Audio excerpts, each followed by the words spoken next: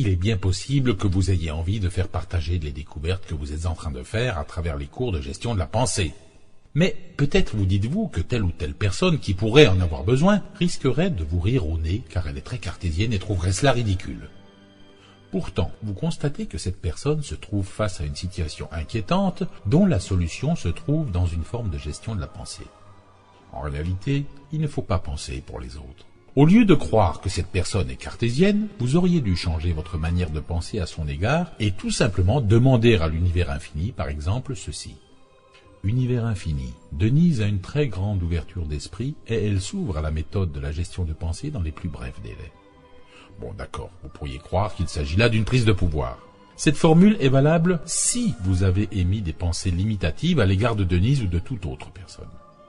En faisant une formulation, vous annulez votre ou vos pensées et du même coup, la personne recevra l'énergie positive de l'univers au lieu de votre énergie négative qui la limite dans sa réalisation.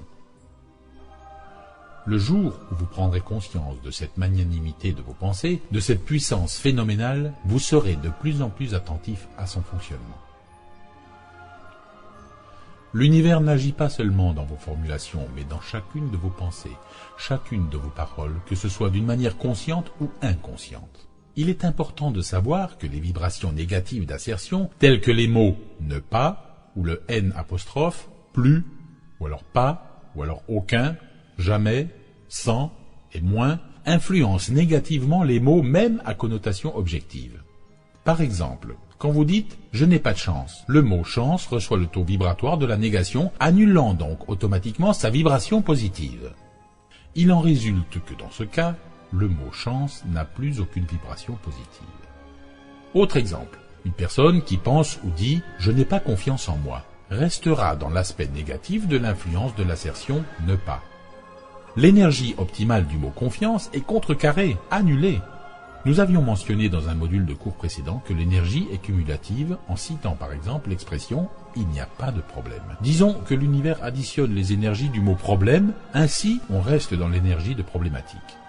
Peut-on dire qu'il en est de même pour la confiance en soi, pour la chance et pour toutes les autres phrases incluant la négation? Et oui, absolument.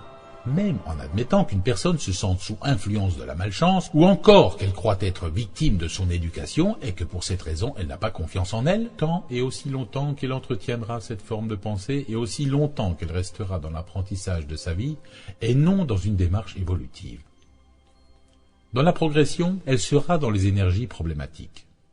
Afin de vous attirer de bonnes énergies, ajoutez à vos formulations quotidiennes « Univers infini, je suis une personne choyée, privilégié, et je me réalise dans la joie de vivre. » Vivez une merveilleuse journée et retrouvons-nous dans un prochain rendez-vous. Ce sera le 45e.